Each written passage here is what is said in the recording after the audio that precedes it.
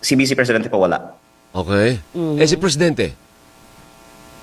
Hindi ko po masagot ang inyong tanong kasi ang gusto ko po sana ay ilabas na lang ng DPWH ang listahan. Bawat isa sa mga representante sa Kongreso ay may insertion na nakasulat po doon ang proponent at pwede ni Congressman Redon i-check ang files ng kanilang party list at maaari niyang i-confirma na ito nga ang insertion ng Bicol Saro party list. Po si Bicol Saro Party List Representative Terry Redon. At kung hindi ito nilalabas, ang implikasyon ay pinipili lang pala sino ang iniimbestiga. Kaya napaka-importanteng ilabas ang mga files na ito. I'm referring to the 2025 budget. 2025 budget. So, Na hindi lang mga kontraktor ang dapat managot. Kung hindi din po ang mga politiko na sa likod nila na nag-insert ng mga proyektong ito sa budget. Ang files na kuha ko, nakalagay po lahat ng mga DPWH projects sa buong bansa.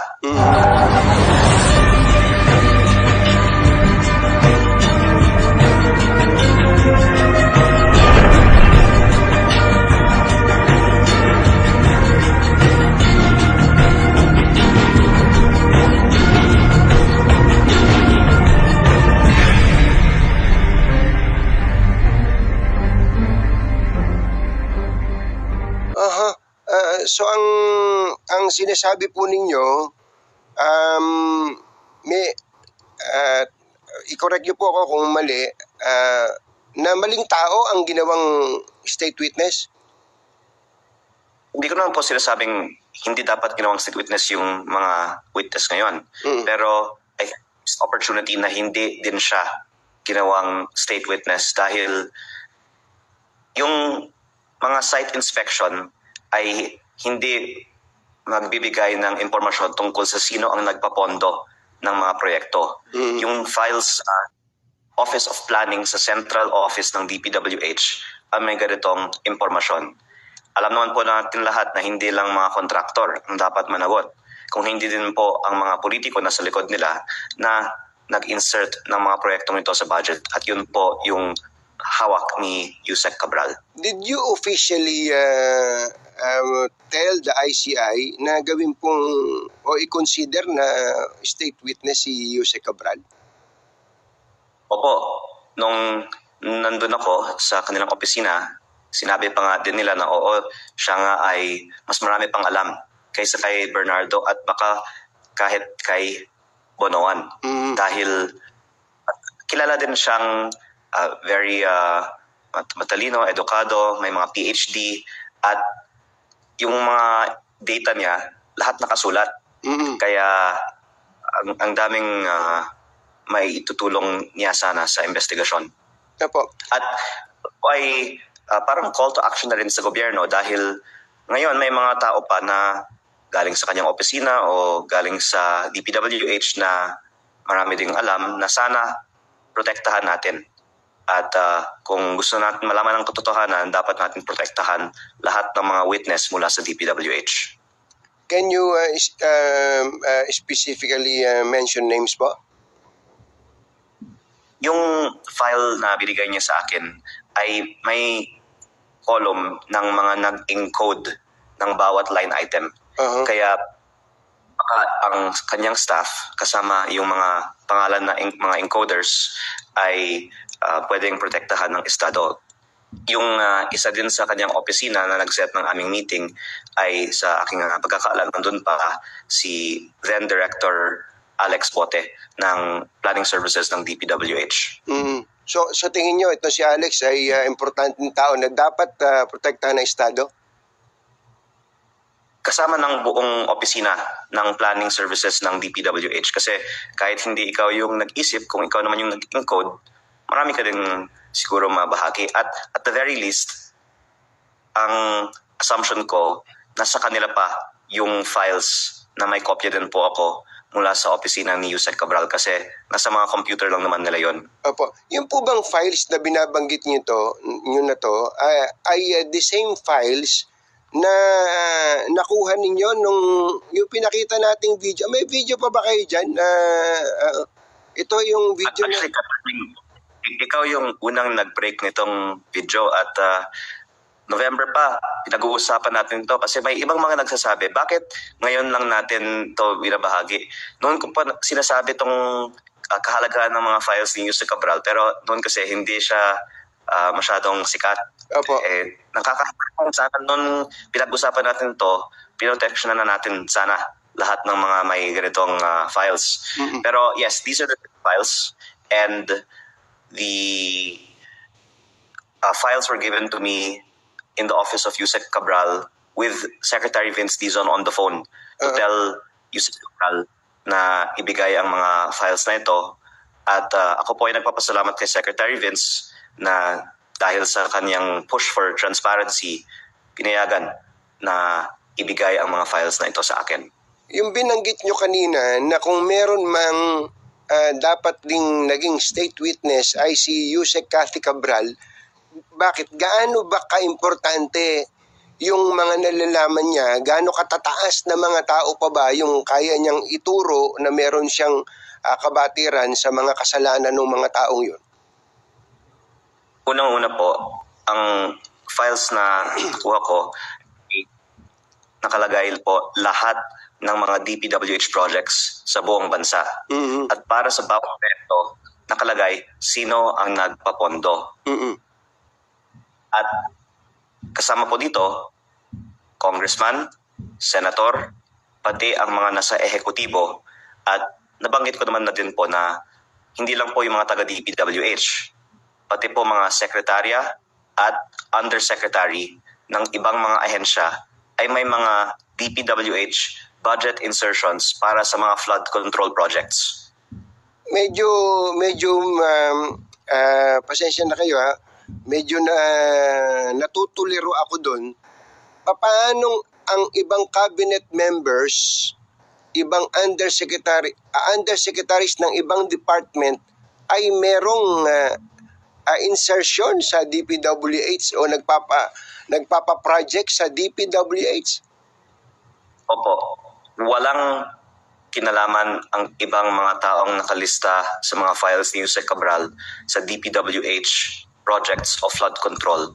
Pero nandoon nakasulat na proponent ng proyekto ng DPWH ang mga taong ito. At ang maaaring isipin ng taong bayan ay yung mga flood control projects ginawang parang bonus o compensation sa mga kawani ng gobyerno kasi Taong yun. unang-una po, ang files na kuha ko, nakalagay po lahat ng mga DPWH projects sa buong bansa. At para sa bawat proyekto, nakalagay sino ang nagpapondo. At kasama po dito, congressman, senator, pati ang mga nasa ehekutibo.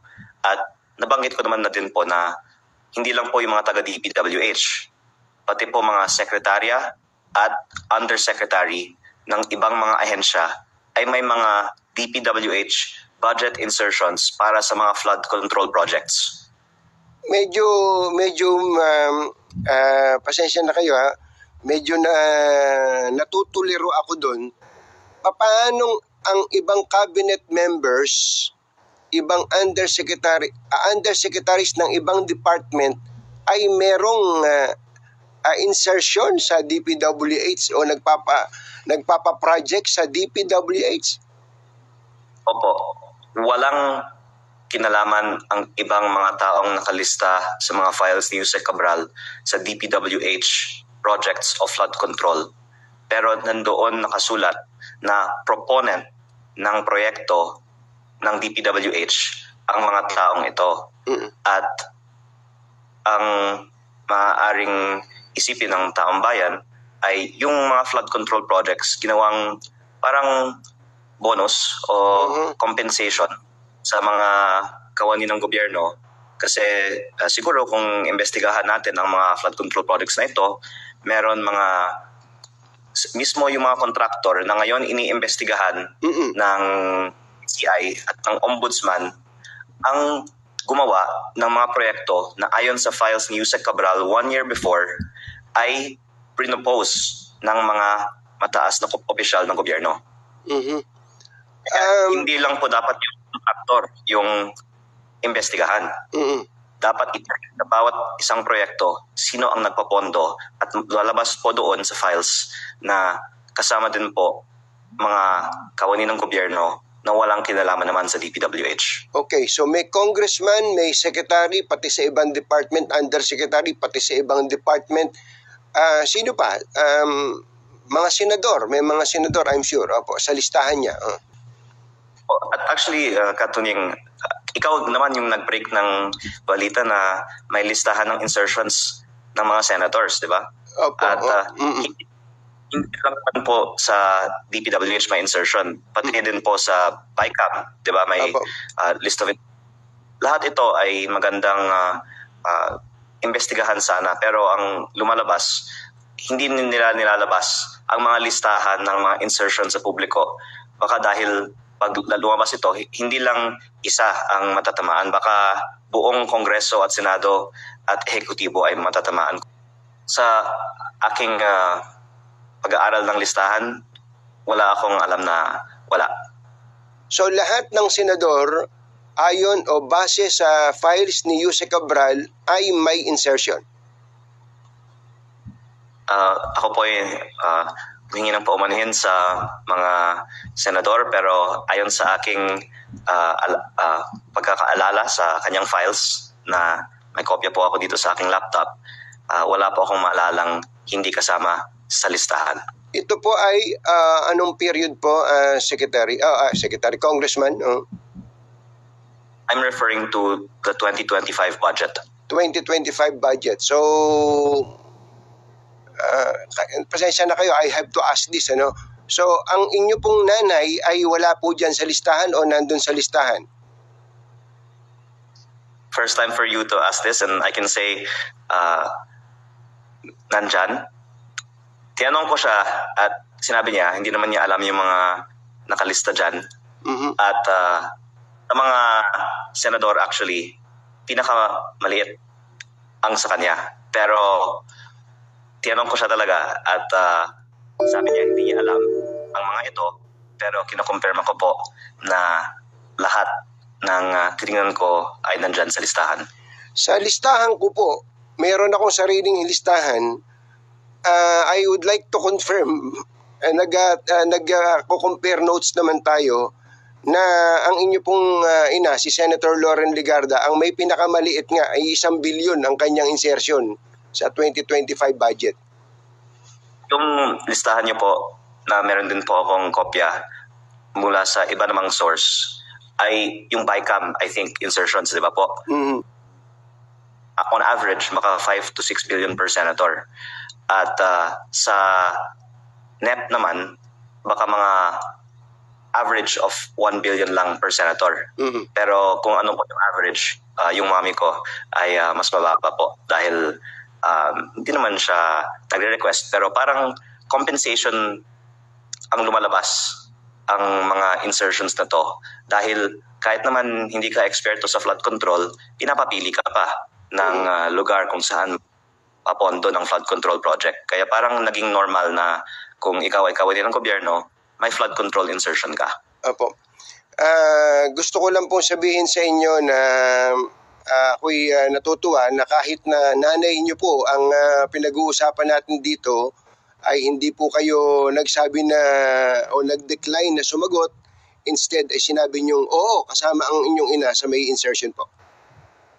O kasi sa tingin ko, balang araw, lalabas din lahat ng mga files na ito kasi marami naman po may mga kopya sa loob ng gobyerno at ako nga po ay concerned para sa kanila dahil ang daming mga ayaw naman na lumabas ang files na to.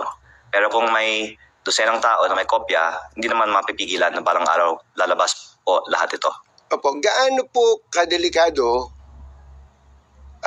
at kaimportante on the other hand na lumabas po o isa publiko ang files na inyo pong tinutukoy? Well, I think kung tayo ay tapat na gusto natin ng comprehensive investigations sa flood control projects, kailangan itong ilabas. At kung hindi ito nilalabas, ang implikasyon ay pinipili lang pala sino ang iniimbestigahan. Kaya napaka-importanteng ilabas ang mga files na ito. Pero gaano naman to kadelikado pag ang pag-uusapan ay yung mga tao po na involved po o nandun sa files? I think nakakagulat sa taong bayan na lumabas ang mga files na ito. At if you mean delikado para sa... Sa kanila, sa reputasyon nila, sa proponent, opo. Actually, I was thinking delikado para sa mga staff ng DPWH kasi maraming spekulasyon bakit pumanaw si dating Yusek Cabral at ang consensus naman ay hindi naman siya pinatay. Pero baka masasabi natin kahit hindi siya pinatay, maraming may gustong mamatay siya at makinabang kapag ang mga may impormasyon ay hindi na pwedeng tumistigo. At ako ay natatakot para sa safety ng mga staff sa planning services ng DPWH kasi ayaw nga ng marami na luwabas ang mga files na ito. Pero para naman po sa mga proponent sa listahan, maraming mga careers ang maapektuhan pag lumabas ito.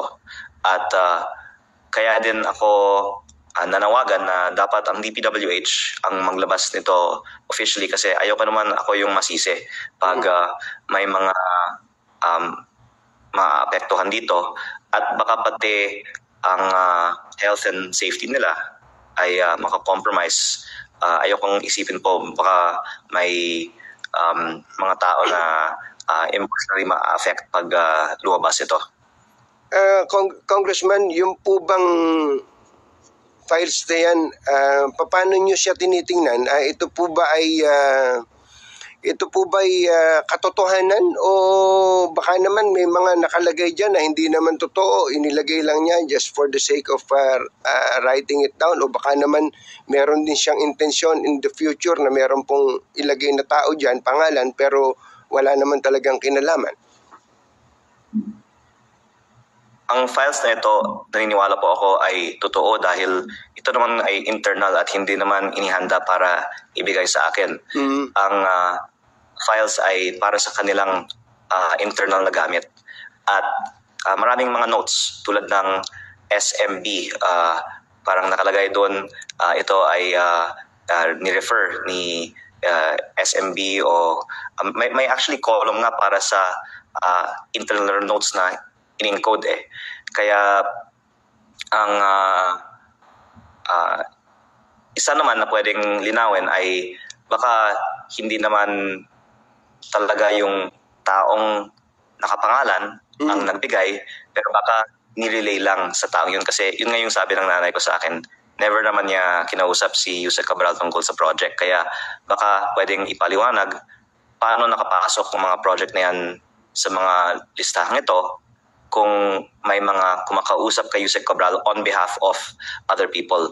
At baka lalabas naman din itong lahat pag balang araw lumabas ang mga files na ito. Meron po bang laman yung files na ang reference ay hindi lang 2025, say 2022 o kaya earlier? Opo, may mga nakita din akong files si Yusek Cabral every year. At para gumawa ng budget kasi, kailangan talaga ng ganitong klaseng mga files. Hindi naman lang po lahat handwritten files, di ba? May mga Excel spreadsheet. At nandun po sa kanyang opisina at nakita ko din po ang files stretching back many years. Pero binigay po ba niya sa inyo yung files sa nung panahon ni Pangulong Duterte o yung umpisa ni Pangulong Bongbong Marcos noong 2022, 2023? Hindi po yung many years back. Pero yung earlier years po ng 19th Congress, meron din akong certain data about it. At ang masasabi ko ay mas maganda kung ang DPWH mismo ang magsa publiko ang lahat ng mga available files nila. Pero hindi po ba fair din na sabihin na kung ilalabas man yung file na to ng 2025, ilabas na rin pati yung iba pang mga files na ang pinag-uusapan ay insertion o ng mga proponents na kung sino-sino? Kaya po, gusto ko sana ang DPWH ang maglabas dahil kung ako, baka hindi full picture, di ba? Mas maganda kung maglabas as much as possible na para fair naman na hindi lang yung malaking budget sa recent years ang makikita natin. At sa 2025 naman, pinakamalaki ang budget. Ang 2024 din malaki. Nagkataon kasi na lumaki ang DPWH budget pero tama po kayo na magandang ilabas ang lahat. Actually, Katunying, if I can also share one thing. Go ahead po. Over the weekend kasi may isa akong kasamahan sa Kongreso na nanawagan na ilabas ko na lang ang files. At unang-una, ipinakita ko na po ito sa ICI at sa Ombudsman. At nananawagan ako na ang DPWH ang maglabas nito sa publiko. Pero dahil may isa akong kasamahan na nanawagan na ako ang maglabas, Opo. pwede ko ilabas sa inyong show ang insertions niya.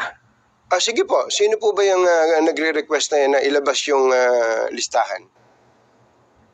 Ito po si Bicol Saro Party List Representative Terry Redon. Sige po, go ahead po. Meron po ba siyang insertion? Opo, kasi ang mga party list ay may tig 150 million pesos na insertion Opo. taon-taon sa DPWH budget.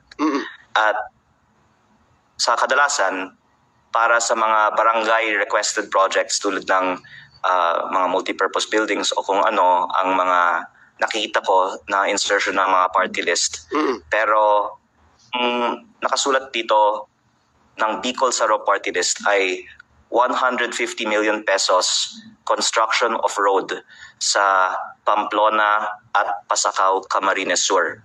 At ang contractor na gumagawa ng 150 million pesos roads na ito ay si Bicol Gold Rock na nagkataon ang contractor din ng karamihan ng mga ganitong klaseng mga road projects sa lugar na yon sa Camarines Sur. Kaya sinasabi ko lang din po ito para may sample si Congressman Redon ng listahan ito dahil ang punto ko ay bawat isa sa mga representante sa Kongreso ay may insertion na nakasulat po doon ang proponent at pwede ni Congressman Redon i-check ang files ng kanilang party list at maaari niyang i-confirma na ito nga ang insertion ng Bicol Saro Party List. Isa lang pong project yan, Kong? Dalawa po, na tig 75 million at parang 73 point something million yung winning price. Kaya parang wala pang 3% ang ibinaba ng mga proyektong ito at parehong kontraktor ang nanalo sa bidding. Kaya baka pwede nating bakit sa lugar na ito, puro na lang parehong kontraktor ang nananalo at kung may kinalaman sana ang kontraktor na ito sa proponent. Yun po ay halimbawa bakit mahalaga ang listahan ito kasi basically pwede nating tignan ang mga arrangements ng bawat proponent sa mga kontraktor. Para po kay Congressman Terry Redon, kung nakikinig siya, you can call us para po masagot niyo yung binanggit ni Congressman Leviste. Pero Congressman, 150 lang po ba talaga yung kay sa Bicol Saro for 2025? Opo, kasi yan ang standard sa Kongreso. Walang extra, walang extra. May bilyon-bilyon pang iba sa lugar na yon na hindi ko alam kung sila din ay may kinalaman doon. Kasi ang itinutukoy ko ay yung mismong nakapangalan sa Bicol Saro Party List. At bawat party list po na may insertion ay naka-indicate din dito na ito din po ang panawagan din ni Congressman Toby Chanco sa Kongreso na malaman dapat ng publiko ano yung insertion ng party list kasi sinasabi nga niya may mga party list na bilyon-bilyon ang insertion pero ang nakita lang natin sino yung district representative, hindi sino yung party list Party list. na nag-insert sa project. Pati party list. Okay. Last question ko po. Sino po ang pinakamakikinabang sa pagkamatay ni Yusek Cabral? Sa inyong tingin? Yung pinakamaraming insertion. And according to the files, ay sino po? Hindi naman po pangalan ang pinakamalaki dito. Pero baka kung buhay si Yusek Cabral, pwede niyang ipaliwanag sino ang nasa likod ng mga certain pangalan na ito. For example, last time, sir, on your show, I mentioned may Senti 20 list Aha. si Yusek Cabral na 20 billion ang halaga sa isang pangalan. Napa. At dahil nandoon ang iilang mga proyekto sa aking distrito ni Congressman Edwin Garjola, may tukoy ko na yung buong Senti 20 list ay kay Congressman Garjola kasi nung ni-research ko naman yung ibang mga project doon, puro mga Garjola-linked companies pala. So yung example na yun, isang proponent, 20 billion. At may iba namang mga list dito na ganoong kalaki din ang halaga. Kaya tens of billions ang pinag-uusapan natin para sa mga pinakamalalaking mga sublist. Pero sana pwedeng ipaliwanag sino ang taong nasa loob ng bawat isa sa mga sublist na ito. Okay. Congressman, thank you po sa pagkakataon at sa pagtitiwala na kami makausap niyo ngayong umaga. Magandang umaga po. Maraming salamat po. In the list, how high does it go? Anong pinakamataas na posisyon ng nandun sa listahan?